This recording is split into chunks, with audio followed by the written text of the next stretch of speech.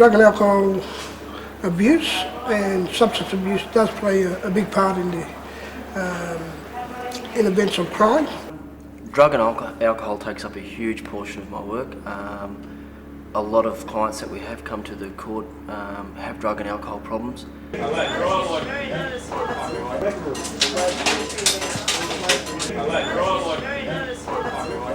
Big changes. Big change? Yeah, not for the good either.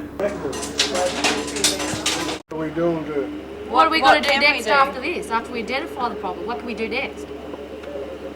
What happens next?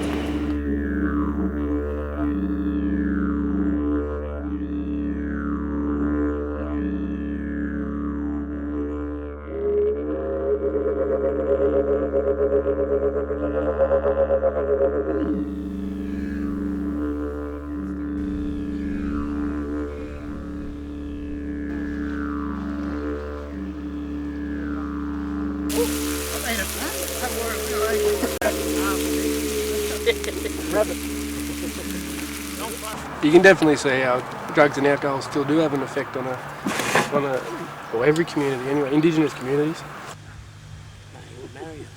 Do you feel that the drugs these days are worse? Definitely. Yeah? Definitely. I don't think it would have been 15 years ago. You didn't really hear about 13 and 14-year-old kids selling Ritalin tablets at school. Yeah. So they're exposed to a lot more drugs these days. Ice.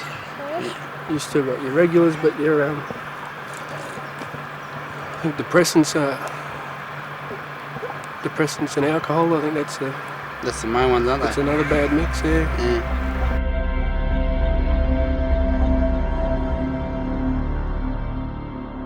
Just recently we had 4 individuals knocked back for potential employment due to failure of a drug test.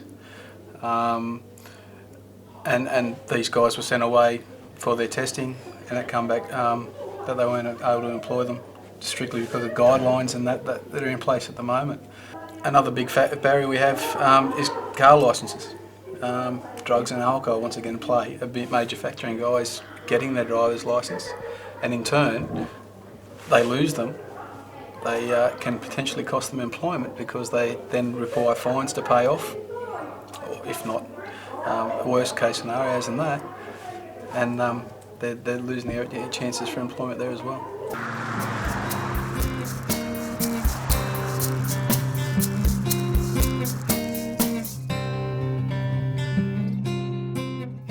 Yeah, I'm Henry Witherall. I'm a Senate worker. I work with Aboriginal men and young men from 15 to 25. Oh, there's a lot of guys that just needs that support and help with this. It's a big issue within the community. Yeah, we just need to. We'll be there just to help in whatever way we can. Yeah, that's fine. So, how much do you think drugs and alcohol has changed from the past to in the present?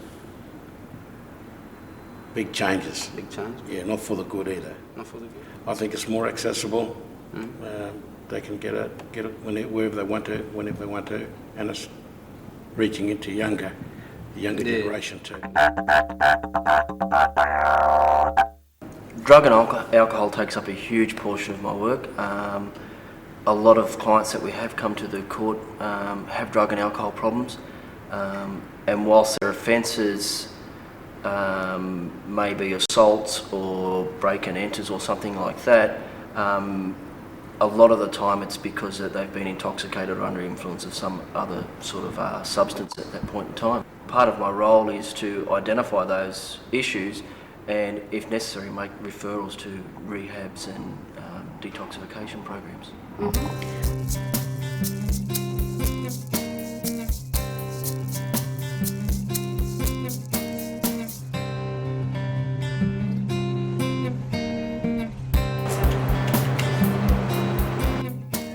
The workers that used to finish work and come to the pub straight after work and have a few drinks, they're gone.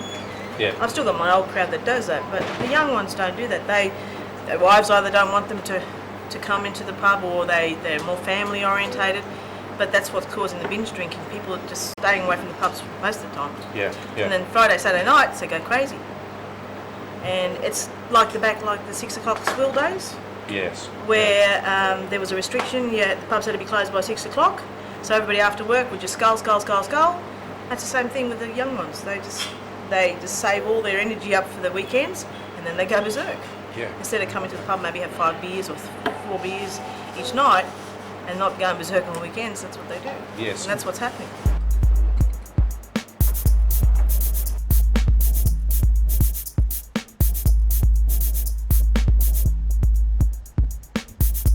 I wonder if you could introduce yourself first. Yeah, I'm Mark Powell. I'm a local indigenous non-practising alcoholic.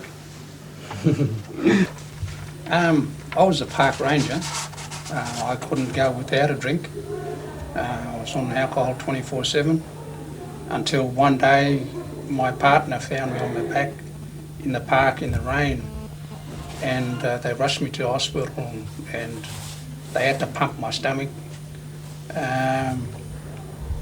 Besides alcohol, I took marijuana, Serapax, Dimedons, sleeping tablets on top of alcohol. I went to the doctor one day because my legs weren't working properly. And the doctor told me to get off the grog because otherwise it was going to kill me.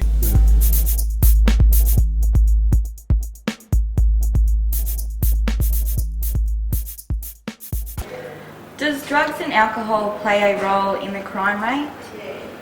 Drug and alcohol abuse and substance abuse does play a big part in the in events of crime, and it's a situation where people depend their lives in drug and alcohol to a point where they have to either steal, sell themselves or sell off items, or apparently just beg so they can get that substance abuse to maintain their habit. But it has adverse effects on the whole of the family and the Aboriginal community in large.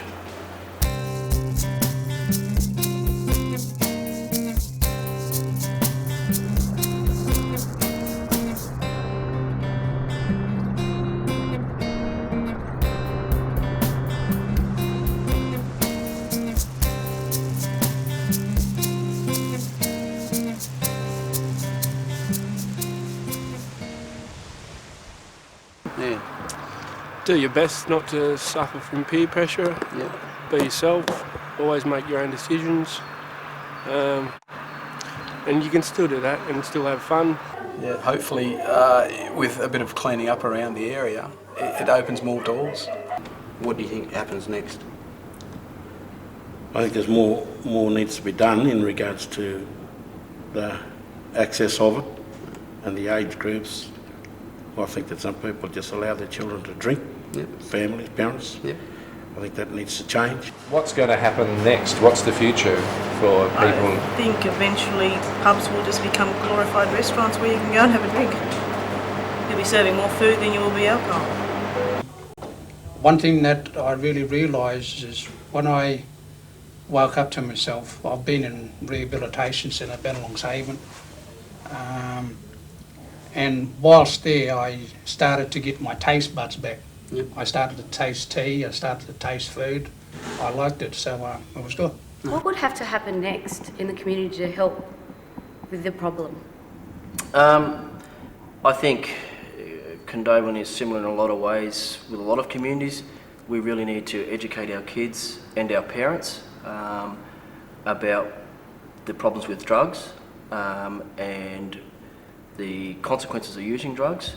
And furthermore, I think that we need to have programs in place where people go to rehabs, do their detoxification programs, come back out, but are still in the same environment. I think we need to look at what happens next after that. So I'm thinking in terms of perhaps some programs that get people back into the communities, such as living skills, so that they just don't come out of a detoxification program and just into nothing. So they actually do some extra work, so to speak.